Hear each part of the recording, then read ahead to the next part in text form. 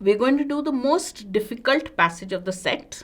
When you do the most difficult passage of the set, remember, some students don't attempt it at all. They say, no, it's taking me too much time. They do the if that's the last passage of the set, even if it's the second passage of the set or the first passage of the set that you find very difficult, you'll say, I'll do it later. My experience is later in the last stages of CAT never works. The last 5-7 minutes in the exam, you get into a panic mode for any section. That time your brain cannot process a difficult reading comprehension passage. So my experience, and it may not work for you, it works for me. When I come across a difficult passage, I read it quickly and I process only the information that I can process. If there are sentences that I don't understand, I just read it, move on. 3.5 minutes I read the passage and I go to the question and I see, can I attempt it from the passage? Okay, second paragraph he said something, let me answer it. So I spend the same amount of time as an easy or a moderate passage, answer at least 2 questions. And believe me, when the passage is difficult, 2 to 3 questions will be easy.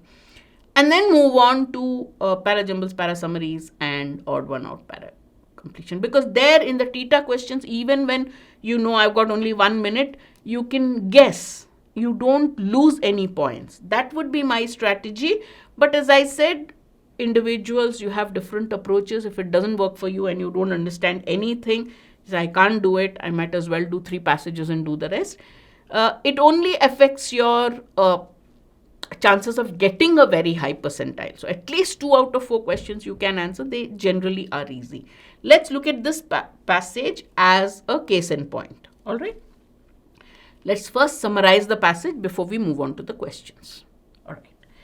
Notwithstanding, so this has been taken from the middle of an excerpt. The excerpt has been taken from the middle of an article. It's the most recent postmodern form of feminism, as Teresa Ebert calls it, lucid feminism. So he's saying that this is a new form of feminism called lucid feminism, and it's the most modern form of feminism that may bring reconciliation to radical feminism and Marxism. From this, in your head, immediately you'll say, okay, he's talking of 2 kinds of feminism. One is lucid feminism and one is radical feminism.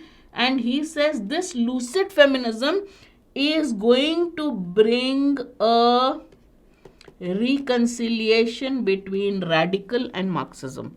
It's probably going to be in the middle and try to bring these 2 together or find commonalities, something like that. All right. Though unknowingly, by showing, though unknowingly, the importance of materialism for feminism. Okay, now this is a concept. Materialism was the historical materialism. Materialism was a concept given by Marx to show about how societies developed through working class, giving its labor, capitalists, exploiting the labor of the working class. You don't need to understand if you don't have any previous knowledge of this. He just says that this lucid feminism is going to bring a reconciliation between radical feminism and Marxism by showing the importance of materialism for feminism in general. Clear? Understood? That's all you need to understand. Let's move on.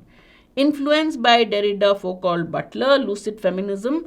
Now, first paragraph is going to tell us what is lucid feminism. Lucid feminism challenges the idea of emancipation, liberation, freeing somebody. Why does it challenge the idea of emancipation? We think of feminism as emancipation of women, right? So he says it challenges this idea of emancipation. How? By arguing that power is a multiplicity of force relations immanent in the sphere in which they operate and which constitutes their own organization. Remember, immanent means inherent, inborn, something which is already in you. He says that power is a multiplicity of force relations. Okay, and so it is there in different structures, different organizations, and so it's a combination of different forces and structures. Such diffused nature of power So power, according to lucid feminism, has a diffused nature because it's a combination of different forces. It has a diffused nature. Diffused means spread everywhere. It's not concentrated at one point. Such diffused nature of power dispenses with the need for organized revolution to overthrow the dominant locus of power, making the idea of resistance redundant, and poses a substantial challenge to the Marxist concept of class as well as to the idea of patriarchal oppression of the body. Now, let's understand what this means. Okay, he says,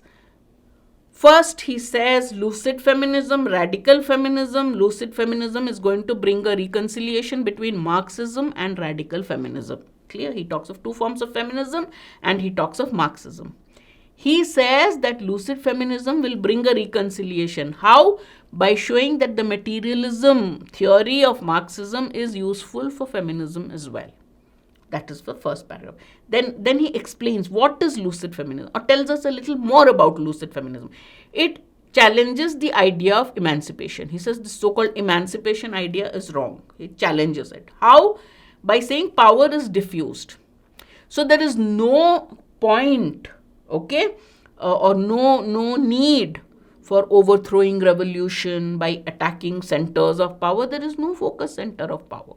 Power has a very diffuse nature. So revolution against a center of power is redundant, is unnecessary, and therefore it poses a substantial challenge to the Marxist concept of class as well as the idea of patriarchal oppression of the body. So it says it's against emancipation. It says power is not at one point, it is diffused. By doing this, it challenges the concept of revolution, challenges the concept of class, and challenges the conception of patriarchal oppression of the body. Now, you don't understand what it means. Just remember, patriarchal basically means dominating. Male domination is called patriarchal. If you don't understand it, I hope you do. It doesn't really matter. We keep using the term patriarchal oppression in the context in which is used, and you will still understand the passage. The body is not viewed as a tool of patriarchal exploitation, but rather an abstraction isolated from socio-economic relations of its own. So there cannot be patriarchal oppression of the body or exploitation of the body, because the body is not a tool of patriarchal exploitation. It's an abstract concept. Understood? This analysis of power, now this is the author's view. This is the lucid feminism's analysis of power, is clearly simplistic, ahistorical, which describes rather than explains the established form of coercion and shows no attempt to change the exploitative social arrangements. He says this theory, emancipation is not necessary because power is diffused. So emancipation, revolution, nothing is working. Patriarchal oppression also you can't do anything because power is diffused. Author says this is simplistic. Simplistic means impractical. Simplistic is different from simple, remember. Why? It just describes the state of things. It doesn't tell you how to bring about a change, right? That's what the author says. Because of this problem, it bears a chance for radical feminism to enhance its strengths by collaborating with Marxism to show that So when lucid feminism does this negative point about lucid feminism, that it's not telling us how to change, it's just describing the situation that you can't have patriarchal, you can't have a revolution. It's not really bringing any solution to the table. This gives radical feminism a chance to strengthen itself by collaborating with Marxism. So it gives radical feminism a chance to collaborate with Marxism, the theory of Marxism, by showing that sexual oppression is the result of the division of labor. There is division of labor in society, and sexual oppression of women is a result of that division of labor. And division of labor is historically determined by coercive social relations, ideologically constructed gender differences. How did division of labor happen in society? Because of coercive social relations and gender differences. There was division of labor. Men got the better jobs and women were given the menial ones. This division of labor, therefore, sexual oppression is the result of this division of labor in society. Got it? Labor in this case would mean the human activity of transforming nature involved in the reproduction of human life itself. Writing from a socialist feminist perspective, socialist, Marxist socialism, socialist feminist perspective, the first author that we have that he has given is, who was the one given in the first paragraph? Teresa Ebert, right? Teresa Ebert, lucid feminism. If there is a match, the following question on it. Second, socialist feminist perspective, Barbara Enrich. So the first woman talked about, Teresa Ebert talked about lucid feminism, which according to the author is simplistic. The negatives, the flaws of lucid feminism can be used by radical feminism to work with Marxism. Socialist feminist perspective, Marxist feminist perspective, Barbara Enrich, the second author. And she shows that two forms of oppression, capitalist and patriarchal. There are two forms of oppression in society, capitalist oppression and patriarchal oppression. And they interact when analyzed in the historical context. So you have an interaction between these two forms of oppression. Marxism would help radical feminism depart from its transfixion with male supremacy and its simplistic view of capitalism as one of its expressions. So Marxism would help radical feminism to move away from this transfixion with male supremacy, from its just fixing its ideas on male supremacy and saying capitalism is nothing but a form of male supremacy and patriarchal oppression. It says Marxism will help radical feminism to move away from this. And what will it do? Mechanical Marxists with their economic determination could also expand their comprehension of class to include atomization and exploitation of women. Mechanical Marxists, he's calling some other sect of Marxists, they can show, what will they show? That class includes atomization and exploitation of women. We talk of class in terms of economic or social classes. We also can include women as part of that, as the exploited class. Now, in short, so now, whatever we understood or didn't understand of this paragraph is okay. Here is what you should understand. The theory of historical materialism used by Marxists has a potential to be applied in feminism to explain the division of labor, to explain the development of division within family, state, economy, and their interplay. Fantastic. Now, I didn't understand anything of the previous paragraph. It's fine. What did Barbara Enrich? She wrote from a Marxist feminism, socialist feministic viewpoint. Here at the end, the author says the theory of historical materialism has a potential. It has a potential to be applied to feminism. How? It will show the development of divisions within family, state, economy, and their interplay. And obviously, from the feministic point of view, explain how this has adversely affected women. At this juncture, it is worth mentioning an influential radical feminist, Shulamit Firestone. So we had Teresa Ebert, we have Barbara Enrich, right? What was the name? And then we have Firestone. Firestone is an influential radical feminist. So her views we will now read. She brings Marxist methodology into radical feminism. Fantastic. He was talking about the possibility of Marxist materialism helping feminism. Then he gives the example of Firestone, who actually uses Marxist methodology in feminism. Now you are coming to the part of how Marxism has been used to promote radical feminism. First, she agrees with Engels. Marx and Engels are the two main proponents of Marxism, of socialism and all those theories. She agrees with Engels that the sexual oppression organized was organized in the first division of labor. So when society had its division of labor, sexual oppression originated. In that first act of division of labor, sexual oppression developed.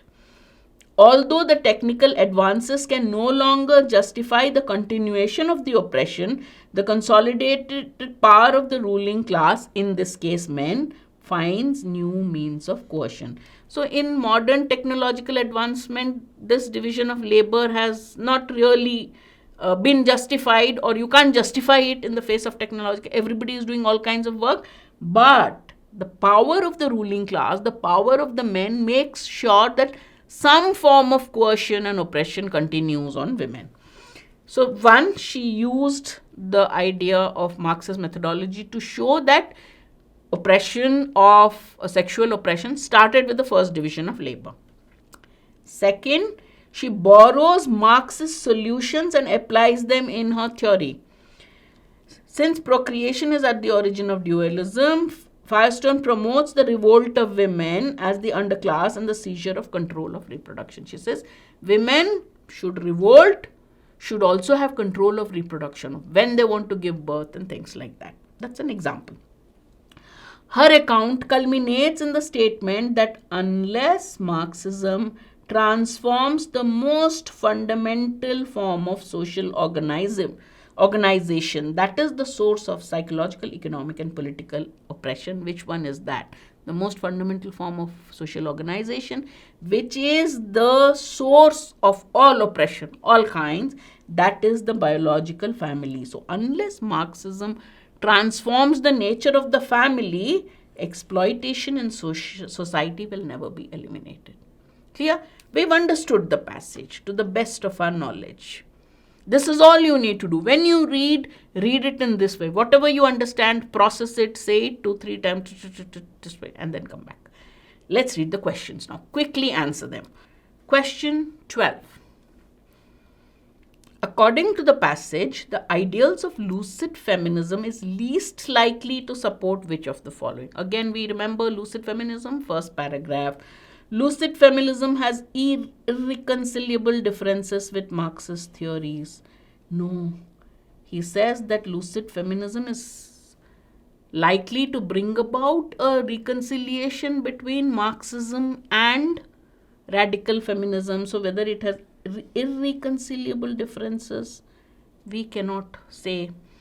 Lucid feminism is of the view that since power is dispersed, organized revolution is unnecessary. Yes, this is a view, so this cannot be the answer because it's a least likely answer. I know A is my correct answer, but I have to look at B and C. Lucid feminism does not consider patriarchy to be a threat when it comes to exploitation of women. Yes, therefore B and C are its views.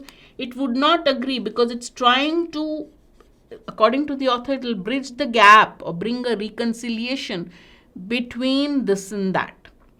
And therefore, it has not said that it has irreconcilable differences. It does not agree with the idea of emancipation. That's all it has said. That it doesn't agree with the revolution. It says all those are unnecessary, but doesn't mean that it has irreconcilable differences with Marxist theories. It agrees with the materialism part of it. Therefore, A is the author's least likely to agree with A.